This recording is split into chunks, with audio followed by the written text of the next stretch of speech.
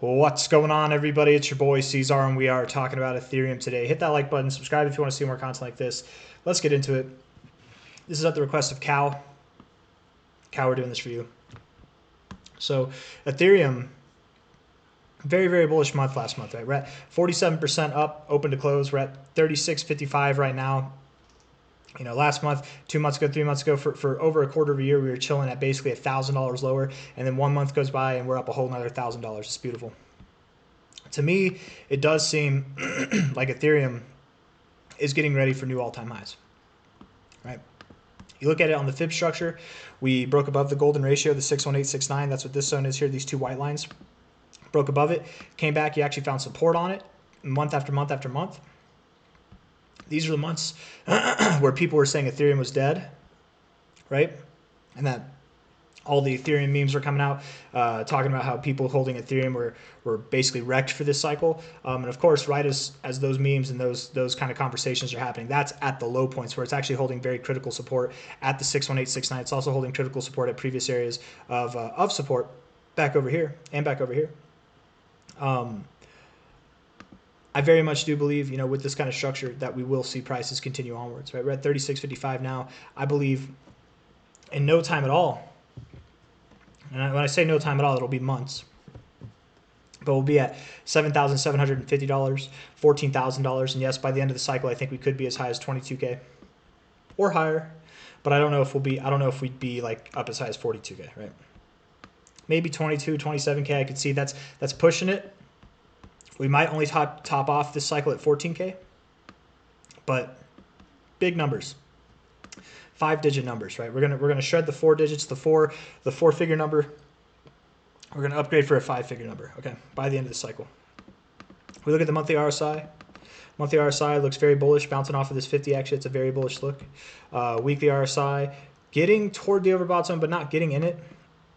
It'd be really nice. We have 5 days, 19 hours left. It'd be nice if this week could close green, if we could get into the overbought zone. After all, you know, the last time we were overbought, then not overbought, and then overbought. Whenever we got, the last time that we got into the overbought zone after not being overbought for a little while on a weekly perspective, right? That was basically here. We actually did a very similar thing that we're doing now. We rejected this area, kind of like we're doing now, found support, and then we moved up, right? That was right here when we were doing these same things, right? If this was a move overall from the low to the high, here's the move. Where you are in the RSI right now on the weekly, it's comparable to where you are here in this move. So it might not skyrocket immediately tomorrow, but over time, you've got a lot of growth to do, right? And probably more growth than this move overall, as a matter of fact. But in the immediate terms, being above your golden ratio here, the areas that I'd like to focus on, you're at 36.62. The immediate terms, by the end of this year, going into the end of January, I really do believe that you'll be at 5K to 6K, somewhere in that price target. You could be as high as 7.3K. I don't think you'd be too much higher than that by the end of January, personally. But you could be prepared for that. More so, I would expect 6 to 5K, but at least that 4.9K area. I think really 5 to just over 6K is what you could expect by the end of this year, if not by the end of January. Really, I should say by the end of this move, because I don't think that this move is going to end in December. I think it will end in January, and then we consolidate, and then we continue. Like, this move isn't over. We've got more growth throughout the cycle, right? But that'll be our next little consolidation phase, and it'll probably be tight. It won't be like this, right? It's not going to be like this. It'll be like this, but probably smaller in January. But that's all I got, guys. I don't really have anything else that I want to say. Weekly RSI looks bullish. Daily RSI looks bullish. It'd be nice to get this week to close green, but even if it doesn't, it's not. I'm not worried about the price at all. 4-hour looks bullish. It all looks really good. So the next targets are well above $4,000, and you know, I definitely expect that you'll be, if not basically $1,000 higher by the end of this move, by the end of December, by the end of January, somewhere in that time frame.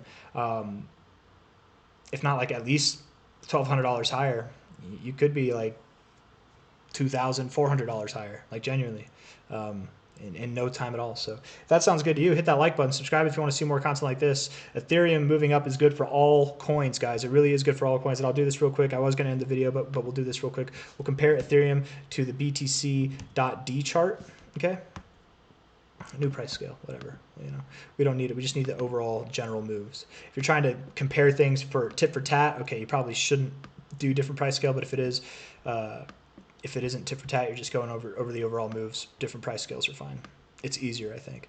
So if you look, Ethereum happens to start taking off. It's getting bullish, breaking out to new all-time highs, getting real bullish. When the dominance drop, when the dominance drops. Ergo, Ethereum moving up, Bitcoin dominance dropping, really good for altcoins. Alt season has begun. Okay, Ethereum keeps rising, dominance keeps dropping. Dominance bottoms out at the same time Ethereum tops out. Really bad for altcoins, really bad for Ethereum, right? Not good for Bitcoin. Bitcoin just doesn't lose as much as the rest of the coins. We go back, we go forward in time, and you can see here, Ethereum starts to grow in price. It's not growing at a rapid pace, but it is growing in price, and the dominance is dropping, right? It's not like this. It wasn't a full-blown alt season, but I'm sure we saw a lot of top crypto projects doing well, right? This is like that DeFi summer period, if I remember correctly. And then we had the real dominance drop. We really saw Ethereum like start to take off compared to Bitcoin, probably, or at least outperforming it to some degree. This part here definitely seemed slower than this part here, right? You can see the slope difference, right? It definitely picked up the pace, and that's when the dominance dropped too. So dominance dropping, good for Ethereum. Ethereum pumping, good for altcoins. Dominance dropping, good for altcoins, right? Here's the dominance dropping. Here's Ethereum moving up. I wonder where it's going to go. It rhymes with new all-time highs. It rhymes with 22K. It rhymes with it's gonna be a payday. All right, that's all I got, guys. I'm not a rapper. I'm not a rappist. All right, I'll see you on the next one. Hit that like button, subscribe if you want to see more content like this. Thank you all for being here. Bye-bye.